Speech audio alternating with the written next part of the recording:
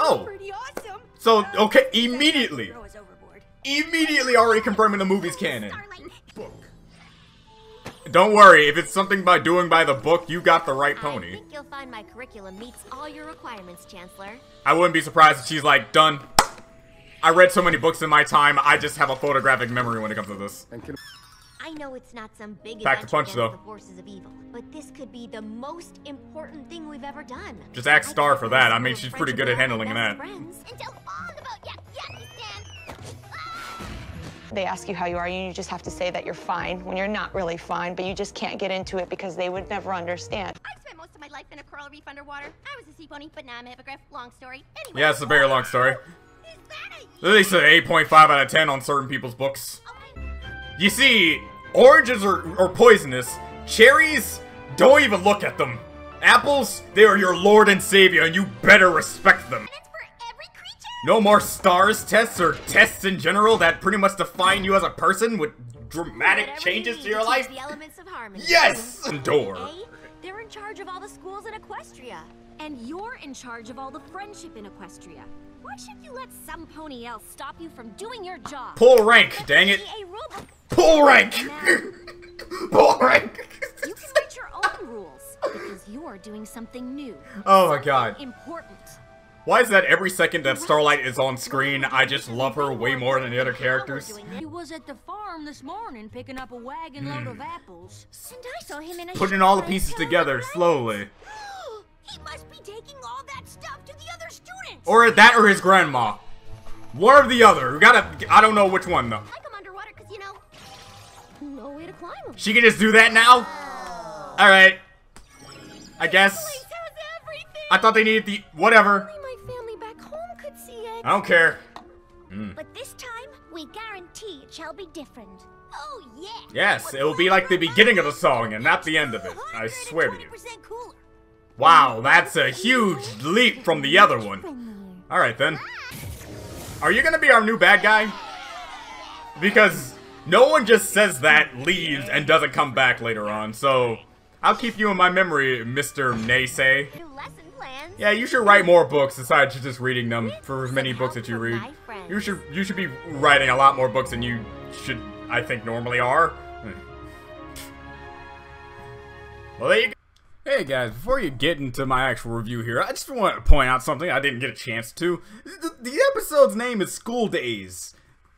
Alright, okay, I'm not declaring anything, but if you know anything about school days, that is not something you need to make reference to. For no particular reason, I mean, everything in that particular thing that I'm talking about is completely fine, nothing's wrong with it, period, nothing. But, yeah, again, don't look too far into it, but if there's another reference, please tell me, because I don't want to continue to think that this is the reference that I'm thinking of. Okay, thank you, goodbye.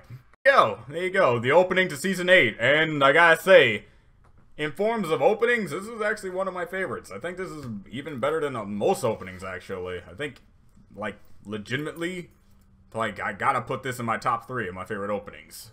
Mostly because of diversity in these, like, not just, like, you know, the different types of species. I'm talking about, like, the characters that they managed to cram into this and make me enjoy watching. It was a nice experience at seeing all of them, and hopefully down the line it's either going to be these characters that we're going to get to know a little bit about throughout the season. Like, we're going to either have standalone episodes with them and the main 6 or something like that, something along the lines. But the main things that I want to see, well, my hopes for this season, since I wasn't able to make a video addressing this, first, let me get done with, like, a mini review of the thing. And there's not really much to say. Other than, I like how this is pretty much showcase. Okay, first things first. Confirming that the movie is 100% billion times canon. Okay, that is 100% cannot deny it happened. They pretty much want to establish it up front, and I like that.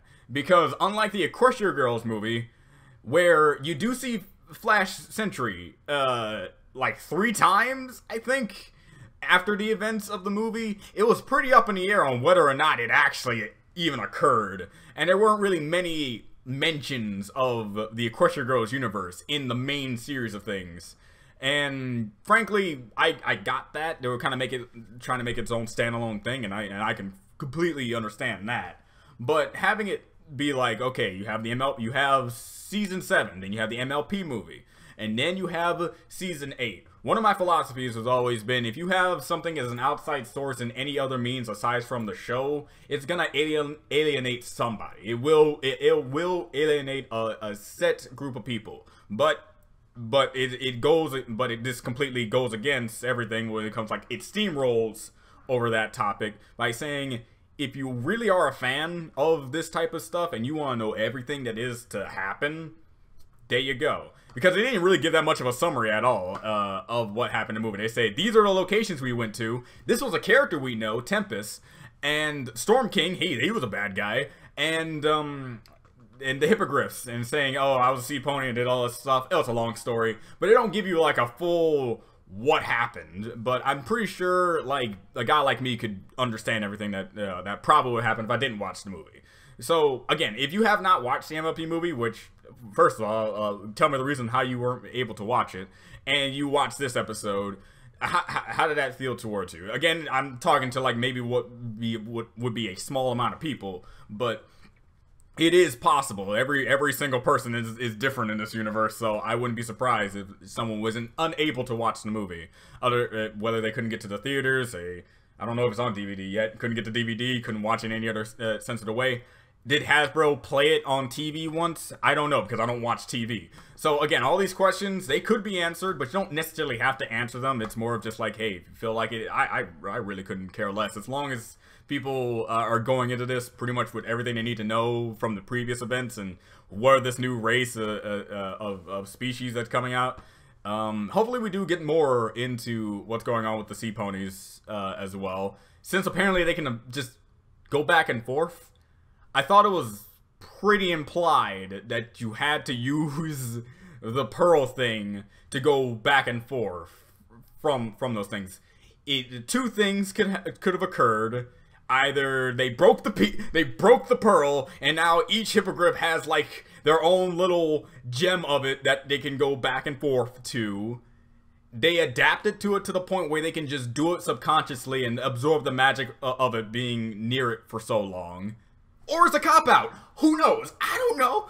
But hey, any explanation is a good explanation in this book. I'm okay with this. I like the dynamic that they can just go back and forth between the forms. It's fine. As for what the episode's pretty much going to go about, the lesson here is just, you know, you don't have to basically follow the rules if the rules don't really do the necessary means to get the job done. Don't play by the book all the time. Sometimes being free-spirited or thinking outside the box is the better outcome. Heck, we learned about this in testing 1, 2, 3.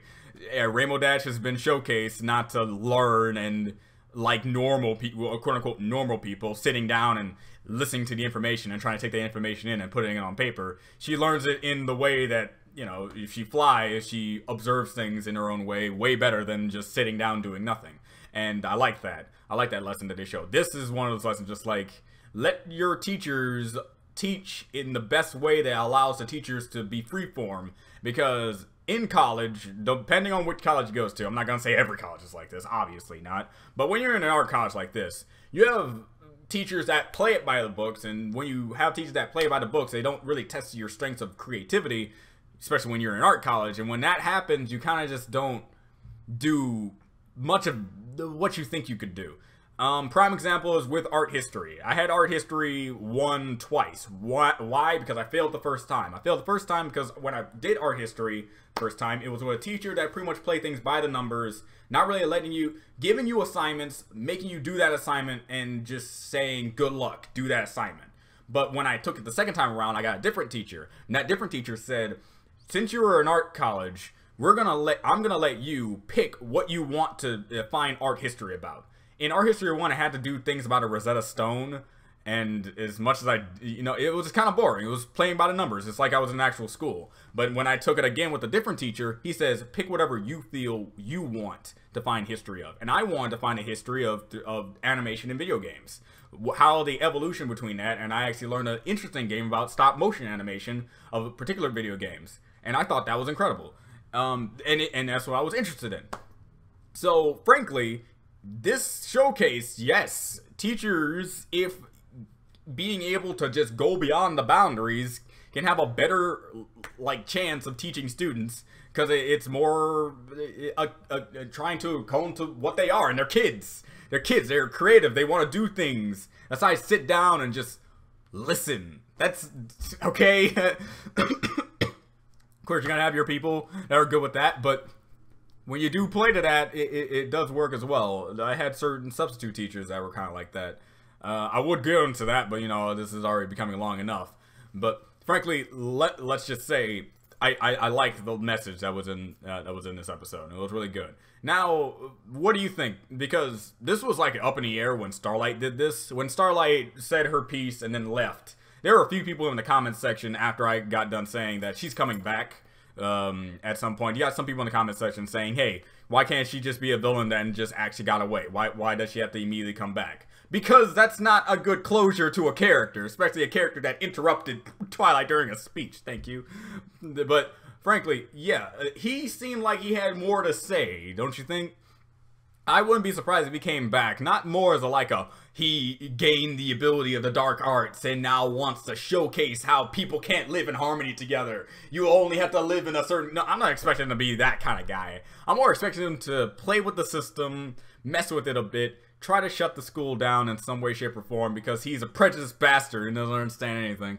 And that's pretty much it. I'm not expecting him to be like T-Rex levels of bad. I'm expecting him to be just a roadblock that doesn't need to be there because he's too arrogant and stingy and stubborn to understand that this is how this goes. Heck, this happens in real life all the time. How racism was this huge thing, and now I'm not saying it's gone. It's definitely not gone. Anyone who thinks racism is gone clearly doesn't know certain people in our current generation. But it is down to a significant margin to the point where change did happen. And same thing goes for the whole having gays can marry, just more gay acceptance, a lot of other acceptance for a lot of other different things. And that's just how progression works. The more you start to realize that whenever something divides people and you start to realize that it's not as big as you try to make it out to be, it starts to understand, hey, you may have a different color than me, I may be black, but dude, you got shot in the head and I got shot in the head, we both died. Can we at least agree on that? Come on. I'm gonna stop talking about this before I say something stupid. Who knows, I already probably said a lot of things stupid, but you'll be free to let me know about that in the comment section below. As for this was great. Can't wait to see what we got. Now the initial review is over, you can be free to leave. This is now my theory, speculations, and what I actually want to see out of this season. Since we are, I'm not gonna say nearing the end, because that feels like, you know, after this season and the next season it's gone. If I remember correctly, someone did tell me we're supposed to get at least, like, up to season 10, I believe. I don't know. Again, just like how the intro thing, someone told me the intro was supposed to change, and it didn't change, so take everything I say with a grain of salt, because now I'm doing it to them. But frankly, what I want to see in this is, just like how they gave me a taste of what it would be like if Celestia were to teach, I would love to see Celestia try to teach a class. That's like on the top list. I want to see Celestia either teach a class, be a part of something in this school in some way. You don't necessarily have to make it an entire episode dedicated to it, but make it like a sub thing that we get to see every now and then have the main six do something. I don't know. I just want to see princesses do more, you know? I'm just that kind of guy who wants to see these characters do more. Okay, plus I would like it if Celestia was given like a mini arc. And what I mean by that is, you know how Luna got like a mini arc with the CMC, having episodes in certain seasons, I believe, pertaining around Luna helping specific CMC members, and then utterly culminating into one thing, and that was a nice little mini arc with Luna having like a good role into it. I would love the same thing to happen to Celestia. And or Cadence, or any character that hasn't really got that much. That's what I like to say. So, yeah, so that's the main thing I want to see. Another thing is just a development with the kids. Hopefully they're not a one-off. I don't want that to happen. I'm pretty sure that's not gonna happen. Have the more development with the kids, more progression. I want to see what happens with the pillars. I want to see Star Swirl come up in this like, hey, I'm gonna be your professor for the day. We're gonna teach you. I'm gonna teach you guys how to handle your problems. You see that trash can over there? Gone in another dimension. Someone else's problem now. Oh, I'm sorry. I'm sorry. I will never let him live that down. I will never let him live that down. All right. But anyway, yeah, frankly, just more development with the characters. Definitely something pertaining around Celestia and what she can do. More development with the kids. And pretty much I can't really say anything much about the main six. They pretty much had their run at this point. In my book, the main six have done everything I could probably think of. Everything else they do is just par for the course, you know? And I didn't get to say this in my reaction, but 5 friends. Been spending a long time with them to help you out in thick and thin, through and through. Help you out and try to cheer you up and know exactly how to say it in some way. Nope.